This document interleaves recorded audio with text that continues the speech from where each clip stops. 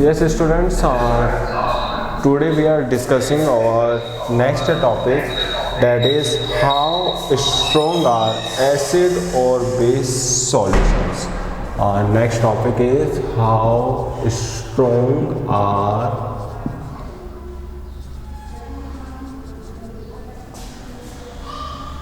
acid or base solution. Or we can say that this topic or this part of the chapter is related to the pH scale. As you have read out about pH scale various times in your previous classes, so this topic is related to the previous pH scale, in which in this topic you have to read out, you have to understand the functioning or the working of the pH scale, how the pH scale works, or why we use a pH scale to know the concentration or to know the strength of an acid और ए base. हाँ, सबसे पहले मैं आपको ये बता दूं कि आपका ये जो टॉपिक है हाउ स्ट्रॉन्ग आर एसिड और बेस सॉल्यूशन, इसका मीन्स क्या है. इसका मीन्स ये है कि आपका जो गिवन सॉल्यूशन है या आपको कोई सॉल्यूशन दिया हुआ है, उस सॉल्यूशन को आप कैसे आइडेंटिफाई करेंगे कि आपका जो सॉल्यूशन है वो कितना पावरफुल है, मीन्स उसकी स्ट्रेंथ कितनी है. वो आपका यदि मान लो कि दो एसिड है, आपको दो एसिड दिए हुए हैं, अब उसमें से आपका पहला एसिड स्ट्रॉन्ग है या सेकंड एसिड स्ट्रॉन्ग है, या कौन सा एसिड की पावर ज़्यादा है, कंसंट्रेशन ज़्यादा है. प्रीवियस टॉपिक में आपने पढ़ा था कंसंट्रेशन, जिसके अंदर वाटर का अमाउंट कम होगा, जिसके अंदर हाइड्रोजन आयन की अमाउंट ज़्यादा होगा, that solution will be more concentrated, and the solution in which the hydrogen ions are present in less amount, that solution will be diluted solution और diluted acid. तो इस topic के अंदर हम यही सब चीज़ें कंसिडर करने वाले हैं. सबसे पहले तो फर्स्ट ऑफ ऑल आपको जो प्रीवियसली चैप्टर में पढ़ा है इंडिकेटर्स, उसके बारे में पढ़ना है. देखो सबसे पहले तो क्या होता है कि बहुत सारे इंडिकेटर्स, वेरियस इंडिकेटर्स को आपस में मिला करके एक यूनिवर्सल इंडिकेटर काम में लिया जाता है, एक यूनिवर्सल इंडिकेटर बनाया जाता है. वेरियस इंडिकेटर्स के मिक्सर से एक यूनिवर्सल इंडिकेटर बनाया जाता है. This universal indicator used to find out the strength of, this is used to find out the strength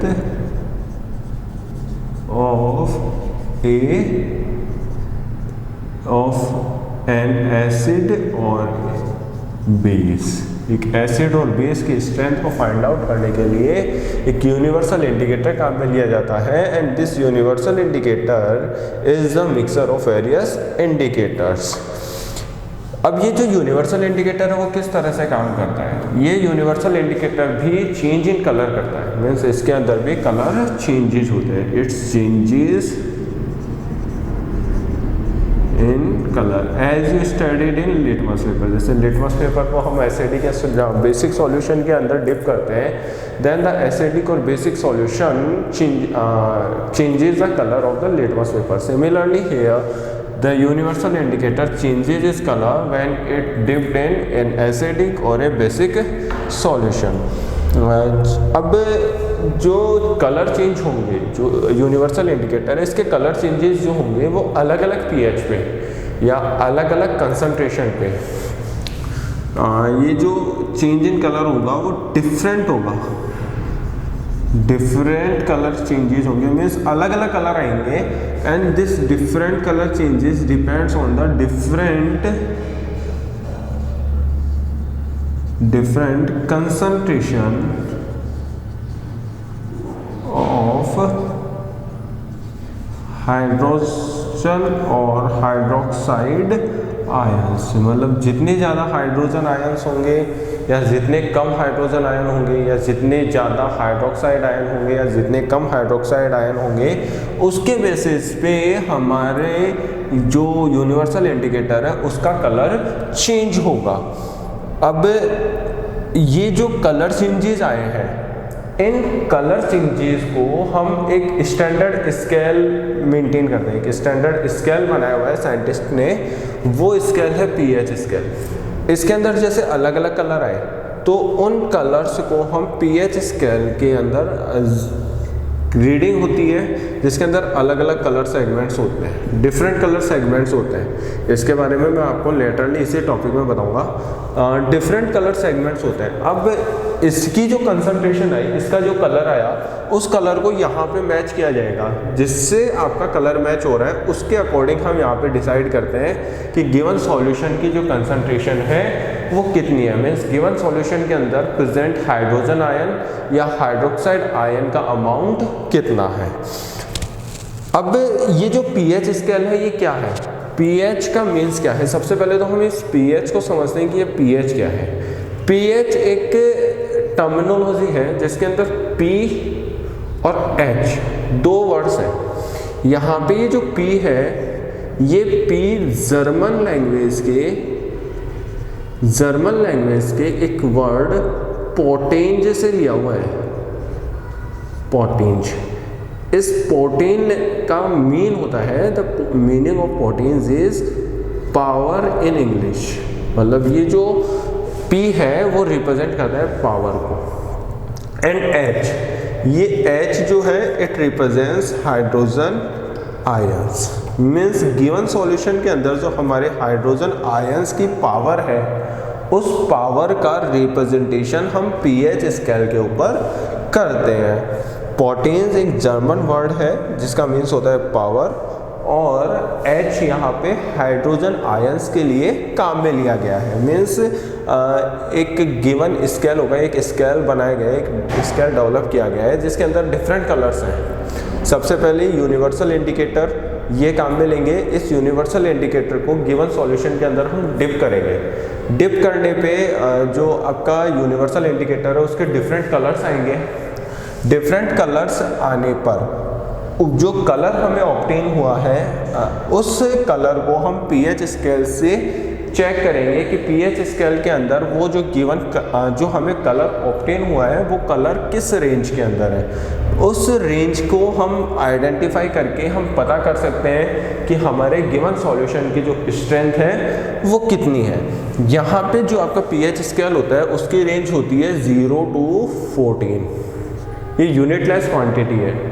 यहाँ पे पीएच जो है वो एक यूनिटलेस क्वांटिटी है जिसकी रेंज होती है 0 to 14। ये आप यहाँ पे मेंशन कर सकते हैं, the range of pH scale is 0 to 14। अब आपको यहाँ पे मैं बता दूँ कि रेंज होती है, इसको मैं डिटेल में बता देता हूँ। The range of pH scale, ये इसी टॉपिक के अंदर है, कोई अलग से नया टॉपिक नहीं है। इसकी रेंज होती है 0 to 14। अब 0 to 6.9 तक आपका जो गिवन सॉल्यूशन है, यदि मान लो कि आपके सॉल्यूशन की कंसंट्रेशन 0 से 6.9 के बीच में आती है, then the given solution is acidic in nature. If the pH is 7, exact 7.0, then the solution is neutral। और यदि मान लो कि हमारा जो सॉल्यूशन है उसकी pH 7.1 से 14 के बीच में आती है, देन और solution is basic in nature. Means हमारा जो गिवन सॉल्यूशन है वो बेसिक नेचर का है। यूनिवर्सल इंडिकेटर एक पेपर होता है, इस पेपर को हम डिप करते हैं। इस पेपर को डिप करने पे हमारे को अलग अलग कलर दिखाई देते हैं, मतलब अलग अलग सॉल्यूशन के लिए अलग अलग कलर्स दिखाई देंगे। उस अलग अलग कलर को हम यहाँ पे पीएच स्केल से चेकआउट करते हैं कि पीएच स्केल के अंदर जो हमारा कलर यहाँ पे है वो इसमें किस रेंज से, मतलब यहाँ पे जो हमें कलर मिला है वो इस पीएच स्केल में कौन से रेंज पे मैच करता है, और उस रेंज के अकॉर्डिंग हम यहाँ पे आइडेंटिफाई करते हैं कि हमारा गिवन सॉल्यूशन किस नेचर का है। हमारा जो हमने जो सॉल्यूशन मिला है उसकी कौन से नेचर का है, और उसके बाद हम ये पता करते हैं कि हमारा जो सॉल्यूशन हमें मिला है वो उसकी कंसंट्रेशन या उसकी पावर या उसकी स्ट्रेंथ कितनी है, मीन्स उसके अंदर हाइड्रोजन आयन या हाइड्रोक्साइड आयन किस अमाउंट में प्रेजेंट है। यदि आपका सॉल्यूशन एसिडिक नेचर का है तो वो हाइड्रोजन आयन शो करेगा। If the solution is basic in nature then it will show the hydroxide ion concentration.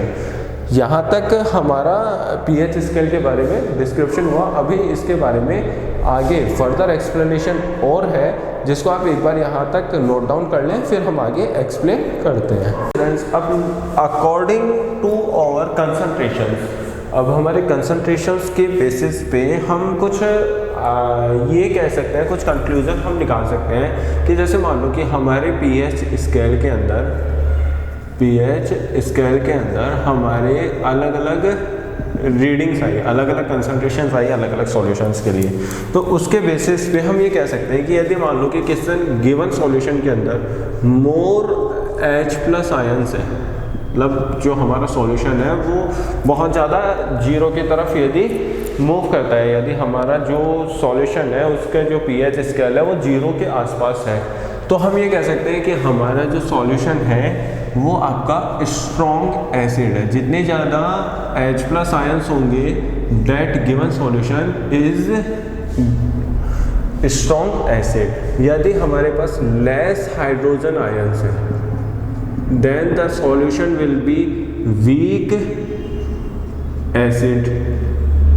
If more hydroxide ions are present in the solution then our solution will be strong base, and if the less hydroxide ions are present in the given solution then the solution will be weak base। इसको हम यहाँ पे इस तरह से समझ सकते हैं कि हमारा जो पीएच स्केल होता है, पीएच स्केल जो होता है वो इस तरह से होता है। इसके अंदर डिफरेंट कलर्स होते हैं, मैं यहाँ पे आपको कलर्स बना करके बता देता हूँ। जैसे कि इनिशियली हमारा जो कलर होगा वो होगा पिंक कलर का, मतलब जिसकी पीएच 0 से आसपास होगी, 0 से 1, 2 के आसपास होगी, देन और solution will be pink in colour. Then the next colour will be orange. Orange के बाद हमारा जो नेक्स्ट कलर होगा दैट विल बी येलो।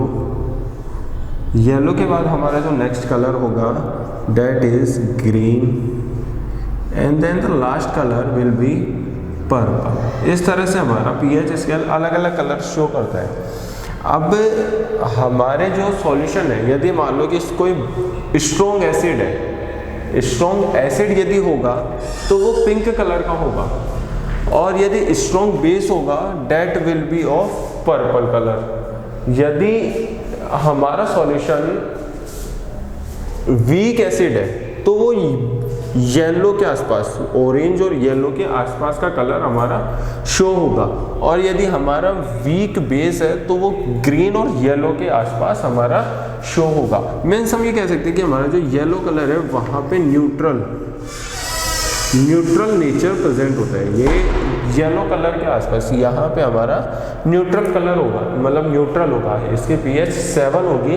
अब यदि हमारा सॉल्यूशन वीक एसिड है तो वो ऑरेंज होगा, और यदि स्ट्रॉन्ग एसिड है तो वो पिंक कलर का होगा। यदि हमारा सॉल्यूशन स्ट्रॉन्ग बेस है तो वो पर्पल कलर का होगा, यदि वीक बेस है तो वो हमारा ग्रीन कलर का होगा। इस तरह से हम ये कंक्लूजन निकाल सकते हैं। अभी ये ऐसा नहीं है कि एकदम प्योर ग्रीन कलर होगा या प्योर पर्पल कलर होगा या प्योर येलो या प्योर ऑरेंज या प्योर पिंक होगा।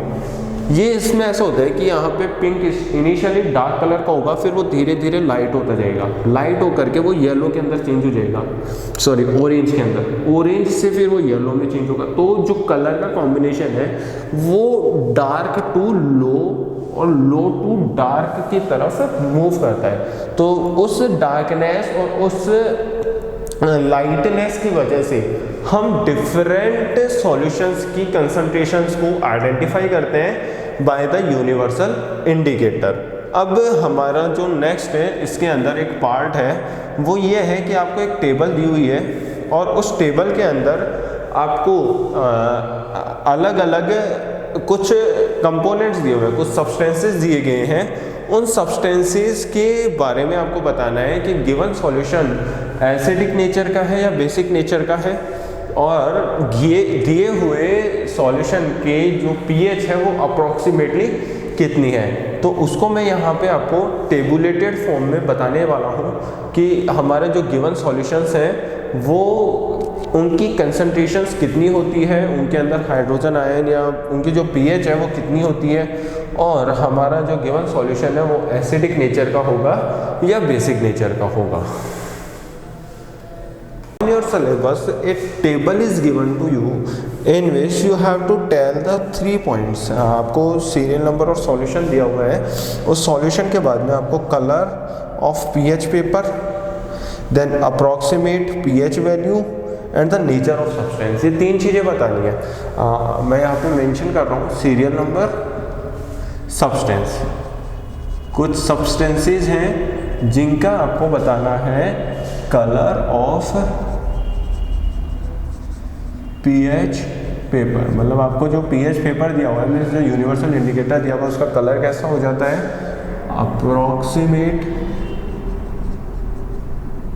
Approximate pH value, and then the last point is nature of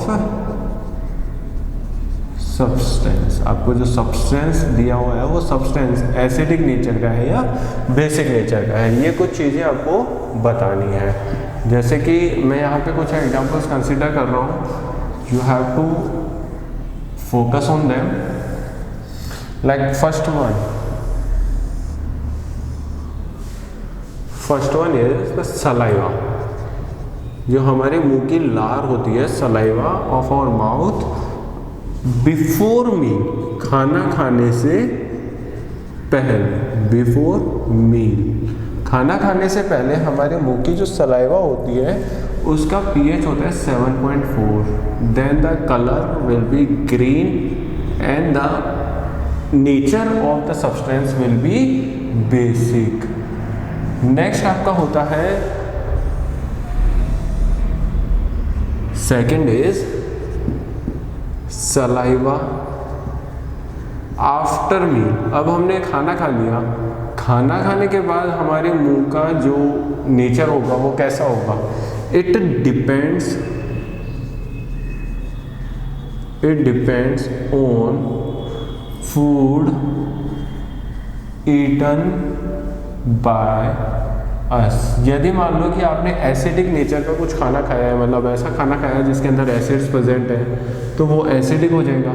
और यदि मान लो आपने कोई ऐसा खाना खाया है जिसके अंदर बेसिस प्रेजेंट है, देन वो बेसिक हो जाएगा। तो हम इसके बारे में कुछ क्लियरली नहीं कह सकते, ये आपका डिपेंड करता है कि जो आपने फूड खाया है उसके ऊपर।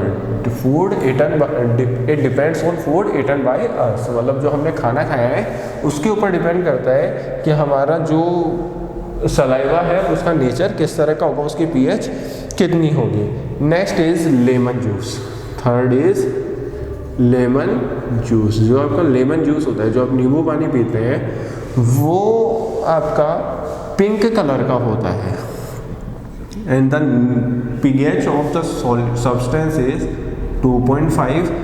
अब 2.5 पीएच है और पिंक कलर है, इसके बेसिस पे हम कह सकते हैं कि हमारा जो गिवन सॉल्यूशन है वो एसिडिक नेचर का होगा।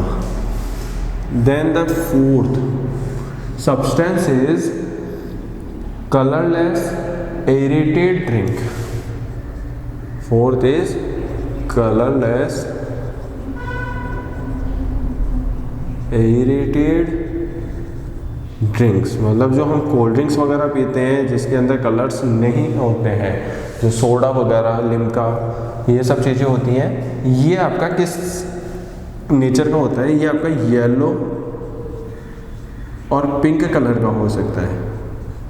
मीन्स ये आपका येलो और ग्रीन कलर का होता है, येलो और green, and it's pH varies from 5 to 6। इसकी जो पीएच होती है वो 5 से 6, अलग अलग ड्रिंक्स की अलग अलग पीएच होती है, and the drink is acidic in nature.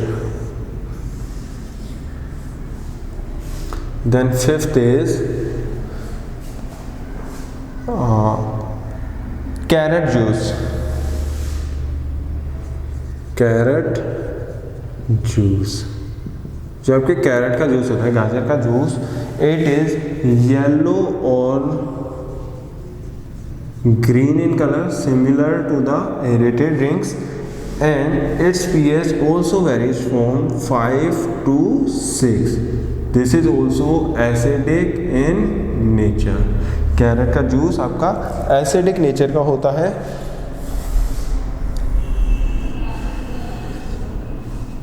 Six is coffee.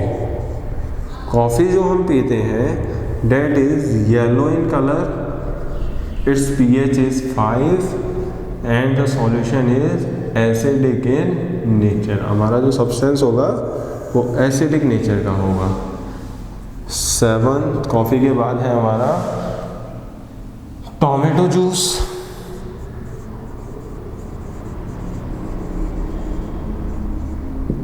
Tomato juice is orange in color. Its pH is 4.1 and this solution is also acidic in nature. Then 8th is tap water, जो हमारा simple water होता है उसकी हम बात करें. इसका जो कलर होता है that is green in colour, green होता है, and its pH varies from 6.5 to 8.5. अलग अलग जगह पे अलग अलग होता है.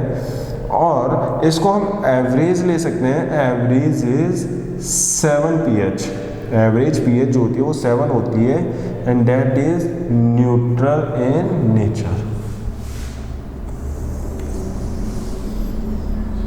9th इज यदि हमारा 1 मोल NaOH है, sodium hydroxide, its colour will be purple. आपने pH स्केल में देखा था कि पर्पल कलर आपका स्ट्रॉन्ग बेस का होता है, स्ट्रॉन्ग बेसिक होता है ये, and its pH will be 14.0. सबसे ज़्यादा pH होती है NaOH की. सिमिलरली हम यदि 1 मोल HCl लेते हैं, इसकी pH भी सबसे ज़्यादा होती है. It's colour will be pink, and सबसे कम pH होती है इसकी 0.0. So the given substance is strong acid. इस तरह से हमने कुछ एग्जांपल्स कंसिडर किए हैं जिनकी अलग अलग pH आपको बताई गई है. अब आप यहाँ पे देख सकते हैं कि जो पिंक कलर है वो सबसे ज़्यादा स्ट्रॉन्ग है, एंड पर्पल कलर सबसे ज़्यादा बेस है, और ये जो ग्रीन, ऑरेंज और येलो है वो डिपेंड करते हैं. जैसे ऑरेंज आपका 4 पे है, ठीक है, 5 पे आपका येलो और ग्रीन है, 5 पे आपका येलो है, 6 के आसपास, 6 से 7 के आसपास ग्रीन कलर है. तो आपका जो न्यूट्रल होगा वो ग्रीन के आसपास होगा. ग्रीन के आसपास जो येलो और ग्रीन का लास्ट पॉइंट है वहाँ पे आपका न्यूट्रल होगा. और इस तरह से हम pH स्केल पे अलग अलग कलर्स को आइडेंटिफाई करके, जो आपका यूनिवर्सल इंडिकेटर है उसके अंदर ये अलग अलग कलर्स आएंगे, और उसके बेसिस पे हम एवरेज pH निकाल करके ये बता सकते हैं कि हमारा जो गिवन सॉल्यूशन है वो एसिडिक है या बेसिक है या न्यूट्रल है, वो हम आइडेंटिफाई कर सकते हैं. Now the next point, now next topic in और सिलेबस इज इम्पोर्टेंस. अभी जो हमने pH के बारे में पढ़ा उसकी importance of pH in everyday life. मतलब अभी तक हमने pH के बारे में काफ़ी कुछ पढ़ लिया है. pH स्केल से हम नेचर पता करते हैं सब्सटेंसेस का, that is the given solution is acidic और बेसिक इन नेचर. ये किस तरह से काम करता है, कैसे फंक्शन करता है, ये सब चीज़ें हमने कंसिडर कर ली.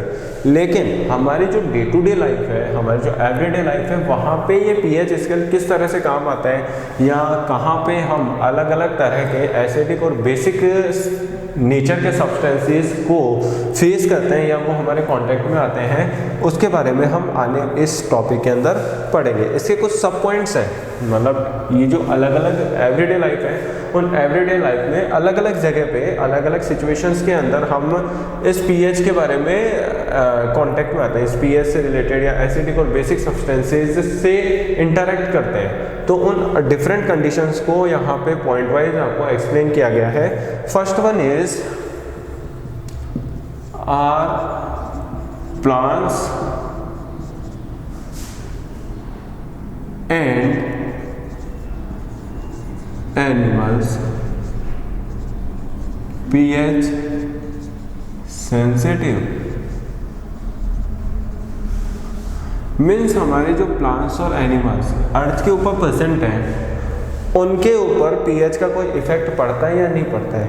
तो इसको हम यहाँ पे ये कह सकते हैं कि हमारी जो बॉडी की रेंज होती है, हमारी जो बॉडी होती है और बॉडी, हमारी जो बॉडी है उसकी रेंज होती है 7 to 7.8, मतलब 7 से लेकर के 7.8 pH तक के जो सब्सटेंस होंगे उनसे हमारी बॉडी इजीली इंटरेक्ट कर सकती है। लेकिन 7.8 से ज़्यादा pH का कोई सब्सटेंस है या फिर 7 से कम का कोई सब्सटेंस है, तो वो हमारी बॉडी की फंक्शनिंग को डिस्टर्ब करता है। मीन्स हमारी जो बॉडी है वो फिर प्रॉपरली फंक्शन नहीं कर पाएगी। इसलिए जैसे कि एसिड रेन होती है, एसिड रेन के बारे में आपने पढ़ा कि वो सब्सटेंसेस जो है वो पॉल्यूशंस के फॉर्म में, पॉल्यूटेंट्स के फॉर्म में रेन वाटर के साथ इवापोरेट हो जाते हैं, और जो क्लाउड्स के अंदर जब रेनफॉल होता है तो वो एयर से मिक्स होकर के रिएक्ट करके वो एसिड का फॉर्मेशन करते हैं। तो जो एसिड रेन होती है डेट कोजेज एसिडिक नेचर, ये एसिडिक नेचर की होती है जिसकी पीएच कम होती है 7 से। अब ये एसिडिक नेचर के जब रेन हमारे अर्थ के ऊपर गिरेगी तो इसका पानी, इसका जो वाटर होगा, ये हमारे वाटर बॉडीज, जो हमारे वाटर बॉडीज है, वाटर बॉडीज मीन्स जो हमारे रिवर्स हैं या फिर पॉन्ड्स हैं या फिर जो लेक्स हैं, इनके अंदर ये पानी एसिड रेन का वाटर ऐड हो जाता है, मिक्स हो जाता है। और इस मिक्सर की वजह से, इस मिक्स होने की वजह से हमारे जो रिवर्स, पॉन्ड्स और लेक्स हैं वो किस तरह के हो जाते हैं, एसिडिक नेचर के हो जाते हैं। मीन्स उनका जो पीएच होता है वो रिड्यूस हो जाता है। अब इनके एसिडिक नेचर की वजह से इन वाटर बॉडीज के अंदर रहने वाले जो एक्वेटिक एनिमल्स हैं, एक्वेटिक एनिमल्स या एक्वेटिक प्लांट्स जो हैं, उनकी लाइफ डिस्टर्ब होती है, क्योंकि वो इस 7 से 7.8 इस रेंज के अंदर एग्जिस्ट कर सकते हैं। लेकिन जब एसिड रेनफॉल होगा तो वाटर बॉडीज जो हैं वो एसिडिक नेचर के हो जाएंगे, जिसकी वजह से जो एक्वेटिक एनिमल्स हैं वो एसिडिक नेचर के अंदर अपने आप को एडजस्ट नहीं कर पाते हैं और उनकी लाइफ जो है वो डिस्टर्ब हो जाती है। उनकी जो लिविंग स्टाइल है, उनका लिविंग बिहेवियर जो है वो डिस्टर्ब हो जाता है और दैट कॉजेज डिफिकल्टीज। इसकी वजह से एक्वेटिक एनिमल्स और प्लांट्स की लाइफ के अंदर डिफिकल्टीज आती हैं, डिफिकल्टीज आपकी डेवलप हो जाती हैं, जिसकी वजह से जो एक्वेटिक एनिमल्स और प्लांट्स हैं वो डेड भी हो जाते हैं। कुछ केसेस के अंदर जो एक्वेटिक एनिमल्स और प्लांट्स हैं, जब बहुत ज़्यादा एसिडिक नेचर हो जाएगा वाटर रिजर्वियर्स का, तो उससे हमारे जो एक्वेटिक प्लांट्स और एनिमल्स हैं वो डेड भी हो जाते हैं। दैट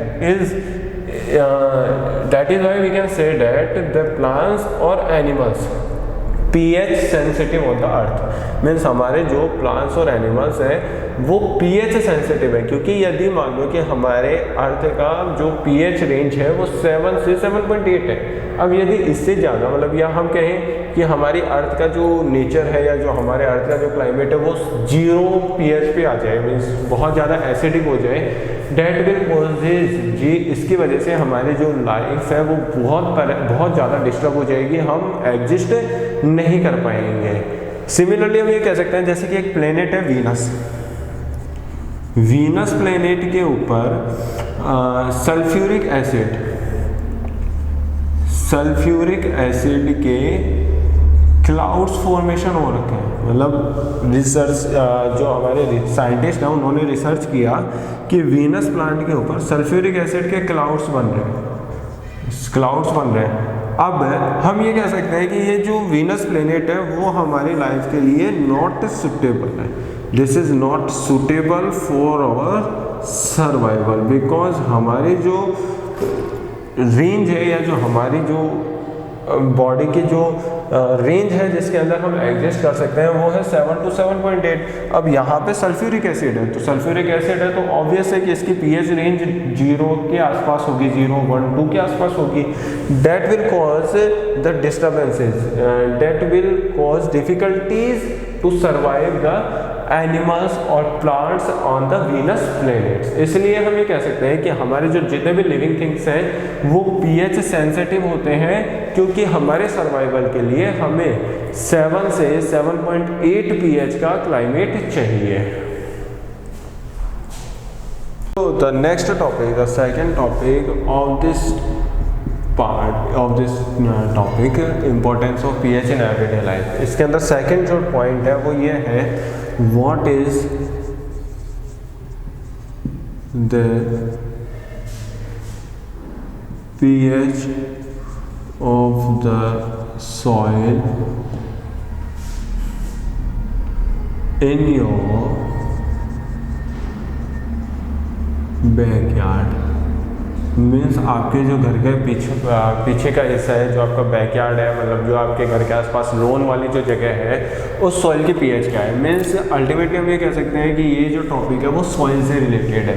तो बेसिकली हमें ये पता होना चाहिए कि हमारी जो नॉर्मल सॉइल होती है, नॉर्मल सॉइल की जो पीएच रेंज होती है वो होती है 5.5 से 7.5। फील्ड्स की यदि हम बात करें तो फील्ड्स के अंदर जो हमारे नॉर्मल सॉइल होती है उसकी पीएच रेंज होती है 5.5 से 7.5। अब ये 5.5 से 7.5 क्यों होती है?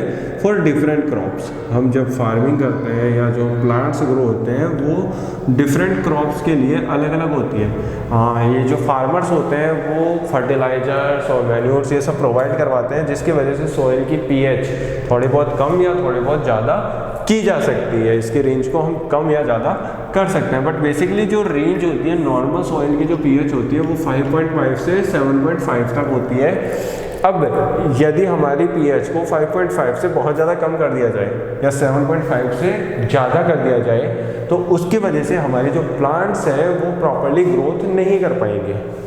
यदि हमारे इस सॉइल रेंज की जो पीएच है, सॉइल की जो पीएच रेंज है, उसको यदि बहुत ज़्यादा वेरिएशंस हम यदि लाते हैं तो उसकी वजह से हमारे जो प्लांट्स हैं या हमारे जो ट्रीज़ हैं वो प्रॉपरली न्यूट्रिएंट्स ऑब्टेन नहीं कर पाएंगे। हमारे जो बैक्टीरियाज हैं, माइक्रो ऑर्गेनिज्म जो सॉइल के अंदर प्रेजेंट होते हैं वो प्रॉपरली ग्रोथ नहीं कर पाएंगे। इसलिए हमारे जो फील्ड्स होते हैं उनकी नॉर्मल रेंज होती है 5.5 से 7.5।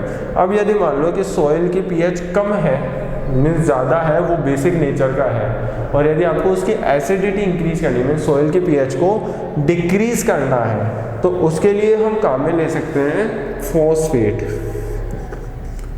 Phosphates increases the acidity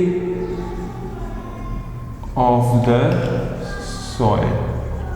soil की जो एसिडिटी होती है वो हम फॉस्फेट से इंक्रीज कर सकते हैं, PO4 का 2-। और यदि हमें सॉइल की बेसिसिटी इंक्रीज करनी है तो हम काम में ले सकते हैं potassium. Potassium increases the basicity of the soil. यदि हमें सॉइल की बेसिसिटी को इंक्रीज करना है तो हमें पोटेशियम A+ काम में लेना पड़ेगा। और यदि हमें सॉइल की एसिडिटी को इंक्रीज करना है तो हमें फॉस्फेट्स काम में लेने पड़ेंगे। ये आपके दोनों चीज़ें, हमारे जो फर्टिलाइजर्स आते हैं, ये दोनों थिंग्स, जो दोनों केमिकल कंपाउंड्स हैं वो आपके फर्टिलाइजर्स के अंदर प्रेजेंट होते हैं डेट द फार्मर्स यूज़, जो आपके फार्मर्स हैं वो यूज़ करते हैं इन द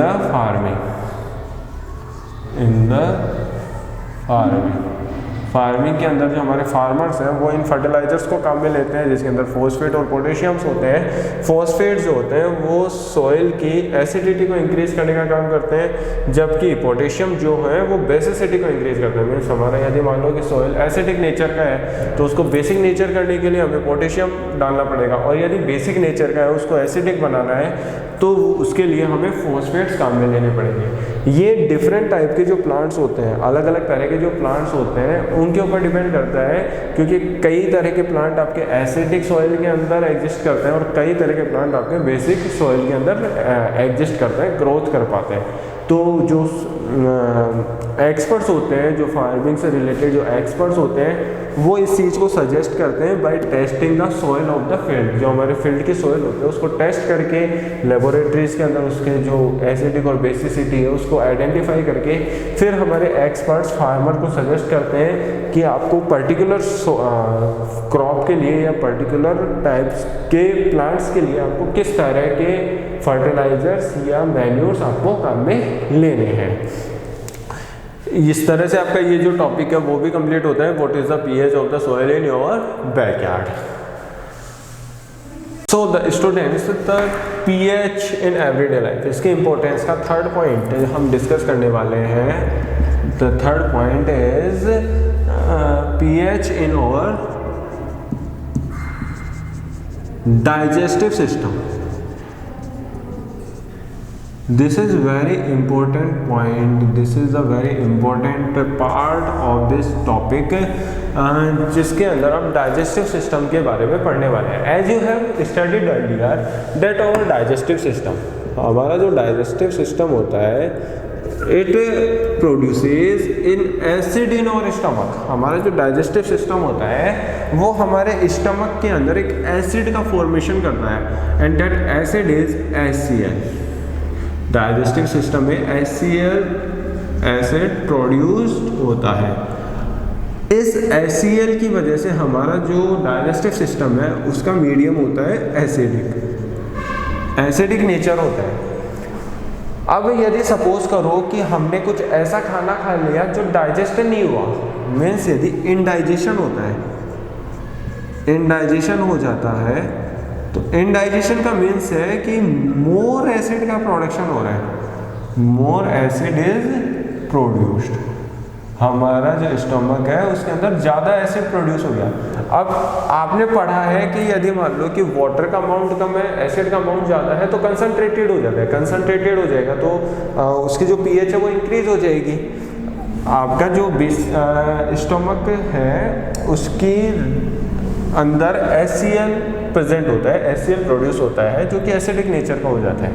लेकिन यदि इनडाइजेशन वाली कंडीशन आ जाती है, मीन्स आपका फूड डाइजेस्ट नहीं हो पाता, तो उसके अंदर हम ये कह सकते हैं कि आपके स्टमक के अंदर ज़्यादा एसिड प्रोड्यूस हुआ है, आपके स्टमक के अंदर ज़्यादा एसिड का प्रोडक्शन हुआ है।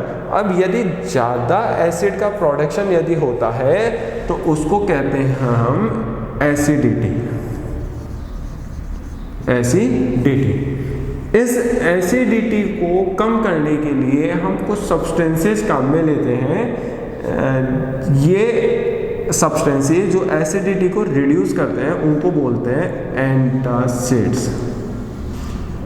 एंटासिड्स होते हैं जो कि टू रिड्यूस एसिडिटी। इस एसिडिटी को ख़त्म करने के लिए, कम करने के लिए हम एंटासिड्स काम में लेते हैं। जैसे कि एक एंटासिड है magnesium hydroxide, magnesium hydroxide MgOH2। ये जो एंटासिड्स हम काम में लेंगे ये आपके लेस बेसिक, मतलब ये बहुत कम बेसिक नेचर के होते हैं। बहुत ज़्यादा यदि ले लेंगे तो फिर बेस का अमाउंट इंक्रीज हो जाएगा, क्योंकि आपको